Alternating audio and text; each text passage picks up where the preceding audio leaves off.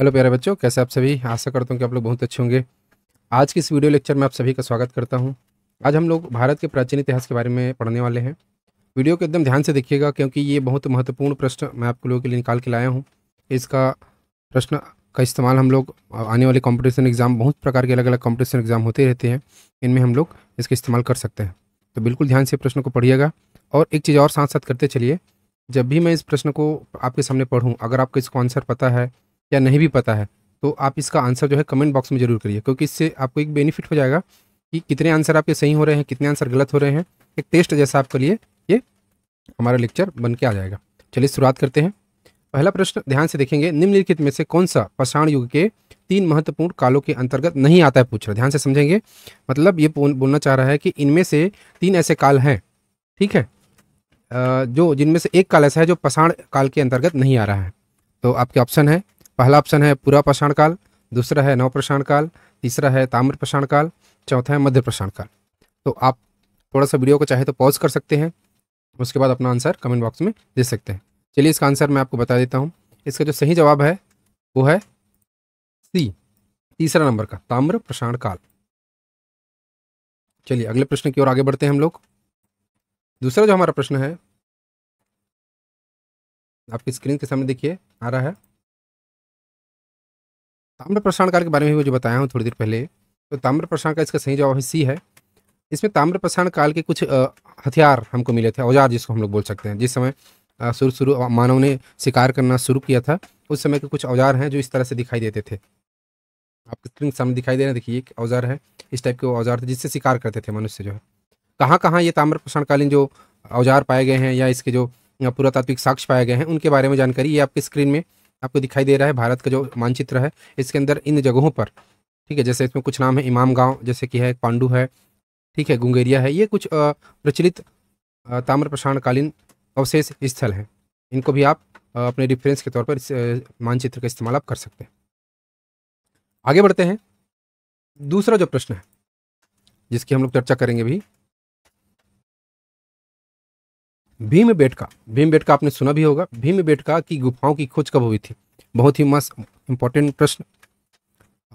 इसका जो आंसर आप लोग फिर से कमेंट बॉक्स में करिए। भीमबेटकाओं की गुफाओं की खोज कब हुई थी? देखिए यहाँ पे स्क्रीन पे आपको कुछ चित्र दिखाई दे रहे हैं। ये देखिए इस तरह से कुछ चित्र दिखाई दे रहे हैं। ऐसे भीमबेटका की जो गुफाएं थी इस तरह से दिखाई देती थी। इसका तो हमने AI के द्वारा इसका चित्र बनाया है। आप जो है भी इन चित्रों को हम लोग क्या कर सकते हैं, समझ सकते हैं कि कैसे ये चित्र उस समय बनाते थे, कैसे लोग अपने हथियारों के द्वारा, कैसे अपने औजारों के द्वारा इस प्रकार के चित्र में उकेरते थे लोग। तो चलिए इसका सही जवाब है, इसका सही जो जवाब है वो भीमबेटका की जो खोज है 1957 से लेकर के 1958 के बीच में हुई थी। भीमबेटका की गुफाएं, ये देखिए भीमबेटका के ये केव हैं, ये उसके गुफाएं हैं। ये भीमबेटका जो है भारत में कहाँ पर पाया जाता है, कौन से राज्य में पाया जाता है, ये भी आपके लिए प्रश्न बन सकता है। इसका जवाब भी आप लोग हमारे कमेंट बॉक्स में कर सकते हैं। आइए आगे बढ़ते हैं। भारत में पाषाणकालीन चित्रकारी कहाँ पाई जाती है?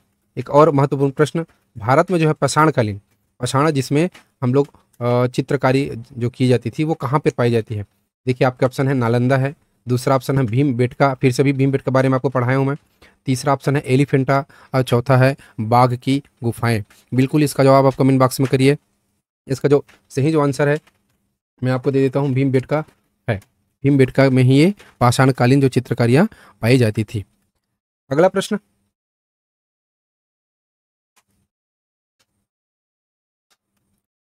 भीमबेटका के जो शैलाश्रय थे उसमें किस के लिए प्रसिद्ध है? भीमबेटका के जो शैलाश्रय हैं वो किसके लिए प्रसिद्ध है? अब आपको समझ में ये आना चाहिए कि शैलाश्रय क्या होते हैं, कैसे ये दिखते हैं, कैसे इनको बनाया जाता था, ठीक है। इसके लिए मैं एक सेपरेट वीडियो लेक्चर और अलग से आपके लिए कंटिन्यू इसी चैनल पे लेके आऊँगा, तो आप बिल्कुल से इस चैनल को सब्सक्राइब करके रखिए। बहुत ही महत्वपूर्ण जानकारियाँ आपको इस चैनल के माध्यम से मिलने वाली है। तो चलिए, भीमबेटका के शैलाश्रय निम्नलिखित में से किसके लिए प्रसिद्ध है? पहला जो ऑप्शन है मौर्य वंश के दौरान कई बहुत सारी अलग अलग चित्रकारी की है उसके लिए प्रसिद्ध है। दूसरा है मुगलों की मूर्तिकला के लिए प्रसिद्ध है। तीसरा है जो प्राथमिक जो द्रविड़ काल के चिन्ह थे उनकी वजह से प्रसिद्ध है।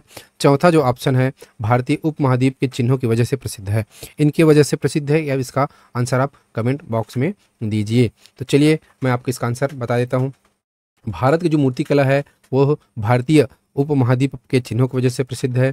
देखिए अलग अलग प्रकार के चिन्ह, अलग अलग प्रकार की जो सभ्यताएं भारत में शुरू से ही हम लोग अगर बात करें तो सिंधु घाटी सभ्यता से ही अलग अलग प्रकार की सभ्यताएं भारत में प्रचलित रही हैं, प्रसिद्ध रही हैं। इन्हीं वजह से भारतीय उपमहाद्वीप में जो अलग अलग प्रकार के चिन्ह हैं उसकी वजह से ही भीमबेटका की शैलाश्रय प्रसिद्ध है। तो आज के लिए बस इतना ही। अगली वाली लेक्चर में हम लोग फिर से अगेन और प्रश्नों को हल करने की कोशिश करेंगे। देखिए अभी जो मैं आपको लेक्चर बताते जा रहा हूँ ये हो सकता है बड़ा होते जाए, या हो सकता है 10 मिनट 15 मिनट 20 मिनट का हो जाए, पर अब लेक्चर को आपको ध्यान से देखेंगे। हमारे स्टार्टिंग वीडियो था इसलिए लेक्चर छोटा सा रहा है। तो आज के लिए बस इतना ही रखते हैं, और इस वीडियो को देखने के लिए आपका सभी का बहुत बहुत धन्यवाद। अगर आपको ये वीडियो लेक्चर पसंद आया हो तो कृपया करके इस वीडियो लेक्चर को सब्सक्राइब करिए, अपने दोस्तों के साथ शेयर करिए। धन्यवाद।